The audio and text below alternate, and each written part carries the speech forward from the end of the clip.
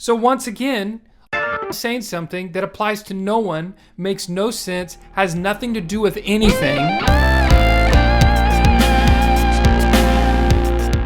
What's going on, everybody? My name is Clark Beckham. I'm the runner-up of season 14 on American Idol. We got Disney night tonight. While you're here, go ahead and hit the like and subscribe button and hit the notification bell, and you will never miss a video that I put up. I will wait for you to do all three. Go ahead.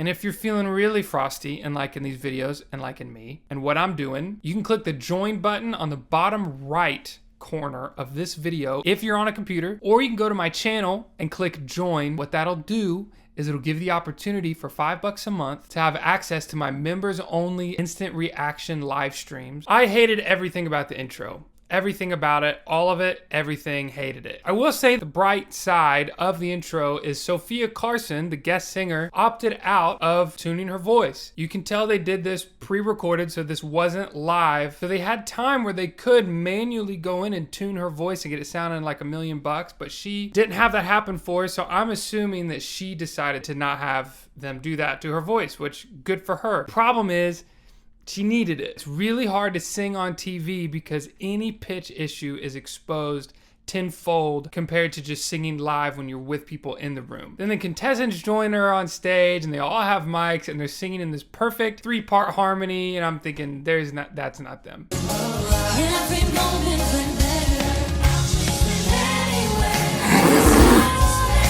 Yeah, right. There's no way they're singing that. Maybe they sang that and pre-recorded it in a studio, but right there as we're watching them, nothing that is coming out of their mouth is entering your ears. That's what we did on my season. We pre-recorded our vocals and they didn't necessarily tell us. They weren't really sending our mics through to the main signal. I kind of could just tell. I knew what they were doing. They were keeping it all in the box, as they say, to make sure those vocals are really tight. And all the audience knows is they got idols with their mics in front of their faces and they're singing and they hear people singing, so they assume it's them.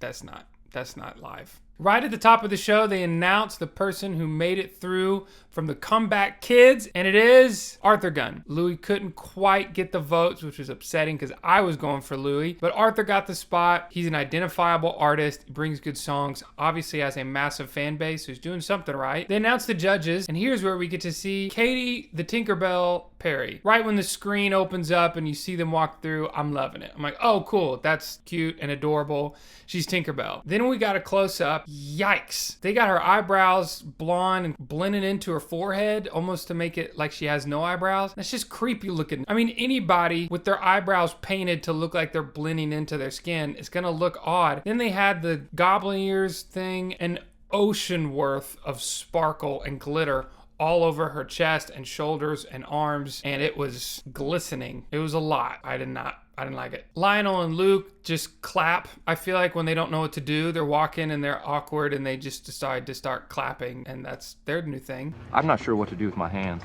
Be good just to hold them down by your side. They announced the celebrity mentor, which is gonna be John Stamos. Cool. Quentin Tarantino was a mentor one season. You've got other people that have been on as a mentor that aren't necessarily musical artists, but they're creatives and they can offer a lot. My only problem with John Stamos, and we'll get into this later, is every time he made a musical critique or a musical suggestion, that's not your thing. Don't do that. They said that he was an honorary member of the Beach Boys and that he toured with them. You saw him behind the drums. You saw him with the guitar in his hand. So I don't know how musical he is. They were certainly showing that he's a musical guy, kind of, at least. But when he started making suggestions like, maybe you should change the key, or maybe you should try it like this, or change the arrangement like this, I was like, stop.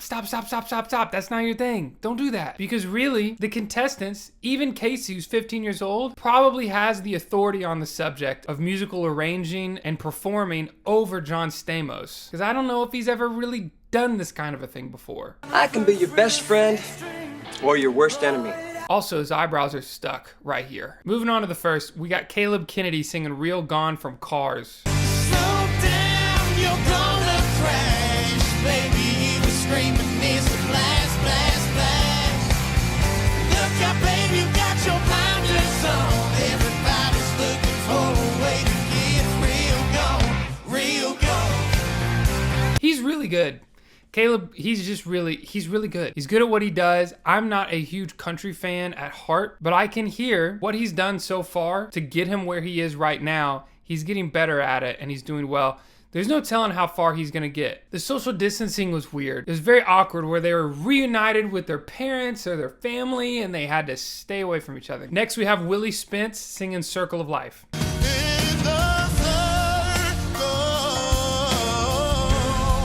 it's the circle of life.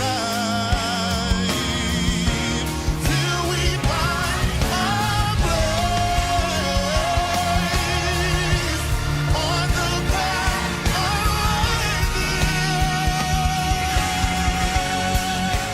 of Great song.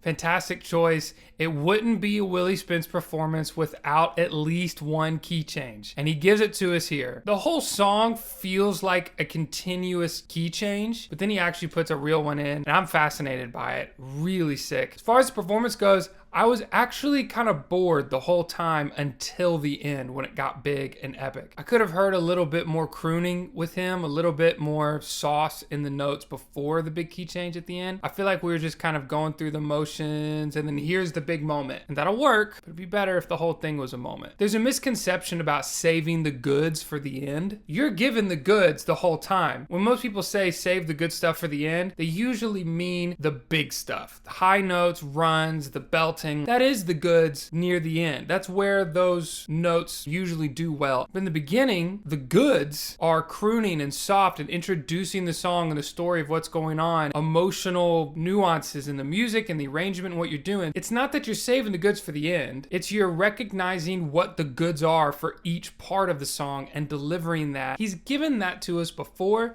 but for me, I just felt it at the end. Next, we've got DeShawn. When I heard DeShawn start to sing with the mentoring session with Don Stamos, and he started to snap and kind of sing his style, oh, I was so into it. Oh my gosh, this is gonna be sick. And then Stamos was like, can you sing out a little more? Or you need to sing out? And it's like, no. He was, can you wish upon a star?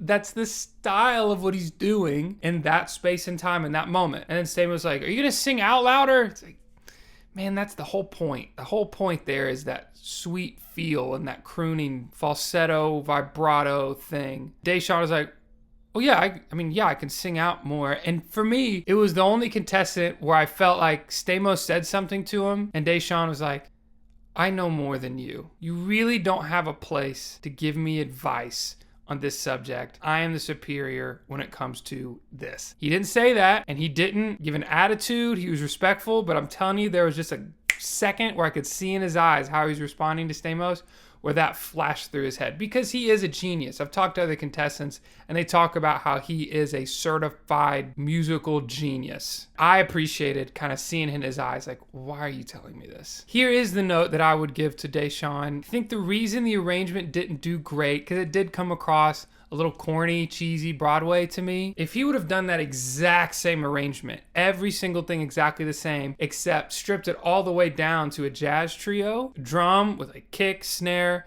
hat, brushes, a stand-up bass, and him on piano, and croons like a jazz trio vibe to that, that's when he could do those really subtle, sweet things. His voice would be way out in front. I think it would have come across a lot better. I anticipate a lot of people not liking this at all, because jazz, when it's a big band and a lot of stuff hitting you, I don't think the American Idol audience has the palate to receive that. But if you'd have broken it way down, I think it could have come across really well in a special moment. But to me, it came across a little corny, a little Disney, a little ba-da, and I wasn't a fan. The breakdown at the end was really dirty though.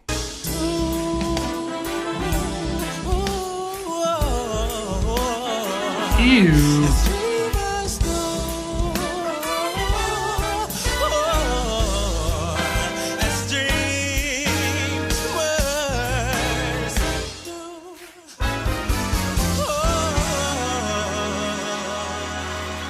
The judges say something here that they keep saying to random people. Luke says, wow, I've never seen you like this. You seem so comfortable. My goodness, and think about where you came from. This is why we say the things we say in these chairs, is so you can be better, and look at what you're doing now. To me, it's the same DeShawn.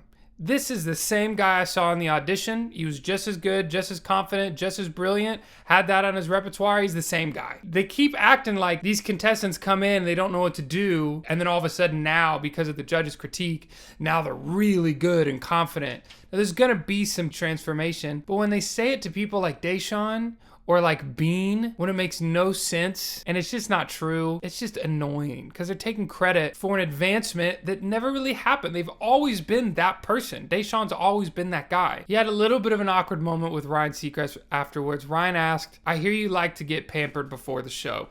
Now, this is what happens. Ryan has one or maybe two assistants that on the day of the show or maybe the day before, sometime throughout the week, they come to the blue room where all the contestants are held and they ask the contestants questions. They observe what they're doing. And if there's anything interesting about the song they're doing, about what's going on in their life at that moment, what they're doing before the show, they report back to Ryan to give Ryan material to ask questions between the judge's critique and the commercial or the next person. So when Ryan asks these pointed questions, he knows the answer that he's trying to go for, and it seems DeShawn didn't quite give it to him. He says, "You like to be pampered before the show, I hear." And DeShawn goes, "Well, I hear if you look good, you'll feel good." And then Ryan was like, "Yeah, totally, that's great. So what is it that you do, like to relax?" And then DeShawn's like, "Oh, to relax? I like go by the pool, hang out." And then Ryan has to be like, "Okay, you're not gonna say what I want you to say or what you told my assistants." So then he says, "Oh, you're so zen." And I feel like DeShawn was confused by that. And he goes, "You're relaxed." It's one of the extremely rare moments that you will ever see an awkward moment happen on screen with Ryan Seacrest involved, because he is the best in the world at what he does, but DeShawn would not give him a break there. Next, we've got Casey singing one of my favorite songs of all time,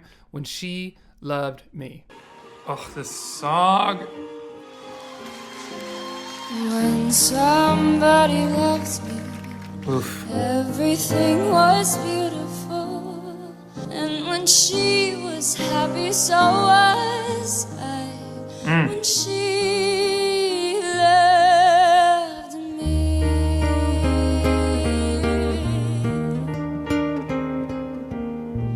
Through the summer and the fall, we had each other. Oh. She and I together, like it was meant to be. She loved me.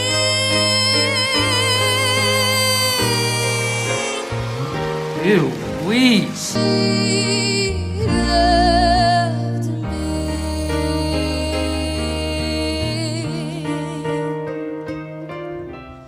Lonely and forgotten. Ooh, pretty. Never thought she'd look my way. Each contestant has two coaches. They've got an arrangement coach and a vocal coach, and they both go through the songs and figure out the key, the arrangement, write the charts for the band to do. And they are freaking all-stars. I had Dorian Holley and Michael Orland. Dorian Holley was Michael Jackson's right-hand man when it came to background singing and vocals. From the day Michael went solo to the day Michael died.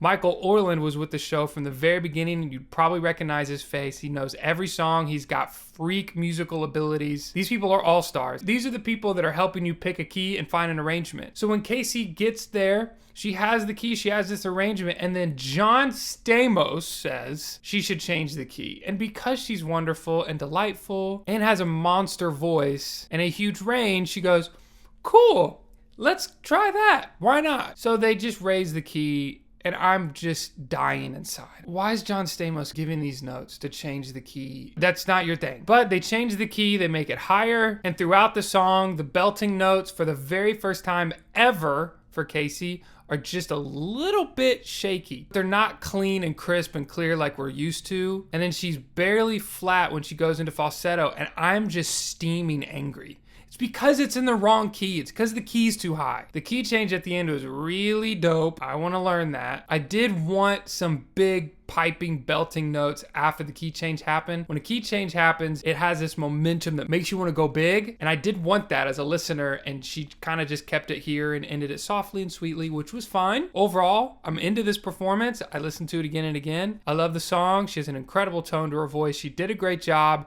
Freaking John Stamos should not have told her to change the key, and he should stay in his lane. I'm starting to notice that the judges, especially Lionel, are just saying random things that don't apply to anything. They're saying random American Idol judgy filler lines that have no relation to what just happened, and it's driving me nuts. Katie's just saying as many Disney puns as possible. She 100% either had a writer write out a pun for each Disney movie, or she just did it herself and sat down and really figured it out. Very rarely saying anything of substance for the contestants. Lionel is saying things of substance, but the substance applies to nothing and no one. Luke is really the only person who's given us something, and it's still not a lot. The judges are just kind of fluffy right now. They're rarely saying anything that matters. Next, we got Chase Beckham singing Baby Mine. All about you.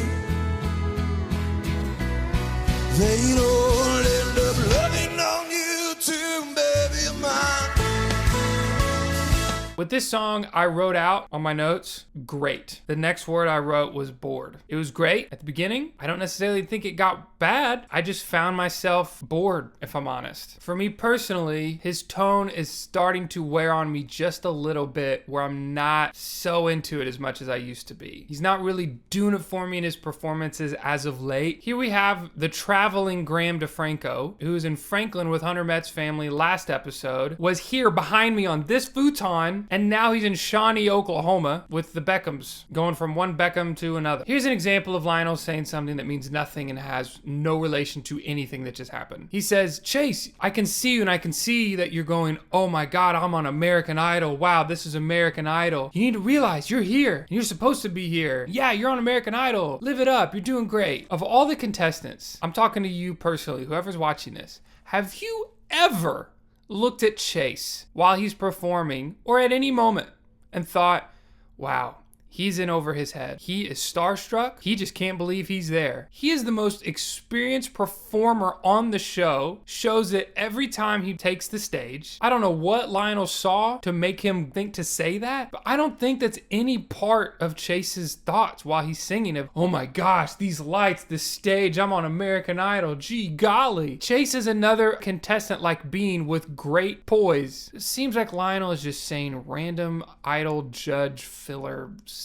Alyssa Rae is next. Yo, she has been doing nothing but killing it since the show went live. In dreams you will lose your heartache. Nice. Whatever you wish for, you keep. Sing. Have faith in your dreams, and someday Oh, sing. your rainbow will come smiling through. No matter how your heart is grieving, if you keep on believing, that dream that you wish will come true. Dream that you wish, that dream that you wish, oh, that dream that you wish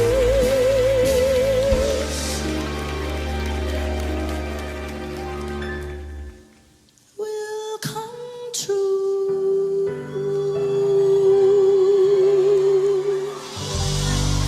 She's one of the best singers every single week. How she performs them visually, sonically, the arrangement, the confidence, everything. She's knocking stuff out of the park. I will say I wasn't a big fan of the verse of Oz instead of singing lyrics. I would just prefer lyrics. And when it got big, wasn't into it so much. When we got the harp pluck, I really got out at that point. Did not like that waltz accenting the 2 and 3. A waltz is in 3/4, so 1, 2, 3, 1, 2, 3, 1. And you heard that.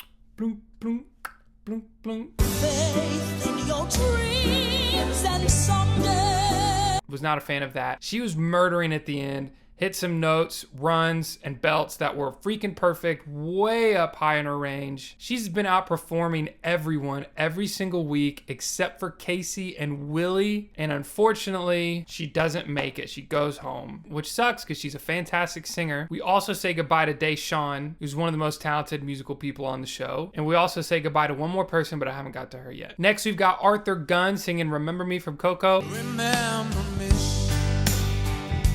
although I have to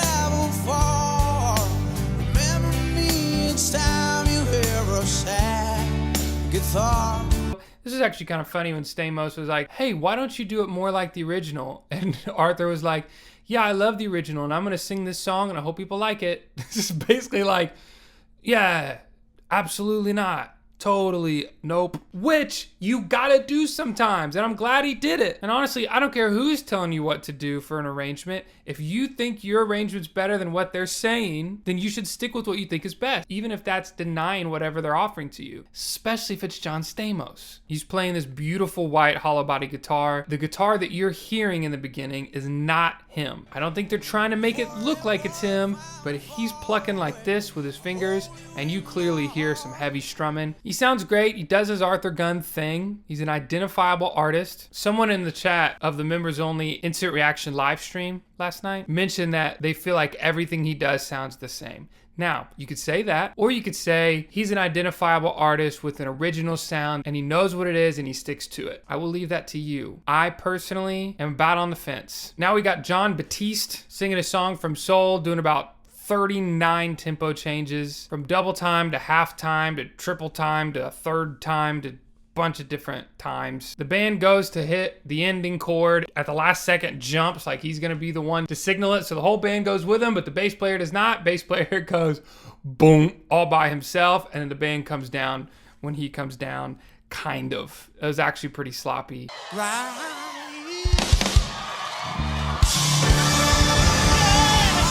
Band kind of fell apart in that moment. Not a big deal, just a little thing. Cassandra Coleman sings Go the Distance. I can go the distance till I find my heroes welcome right where I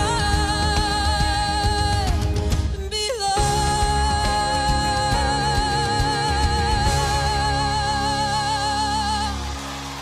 This is another one of my all-time favorite songs. I personally did not like the arrangement. I think it's just because I'm a purist when it comes to this song. The chords and the melody are so perfect. I don't want anything changed. If you're gonna change it, it was a good job of changing it, but still not better than the original and didn't really serve her. Her belting notes here were especially thin, and that quick vibrato comes and it feels like she's just a hair away from cracking and losing the note completely, which makes the listener uncomfortable because we're nervous that's gonna happen. I think personally this was one of her weaker performances, but then Luke says that it's the most solid performance vocally that she's had of the whole season. So what do I know? And then Cassandra says you gotta fake it till you make it, and then Katy chimes in with, and then you gotta shake it and bake it.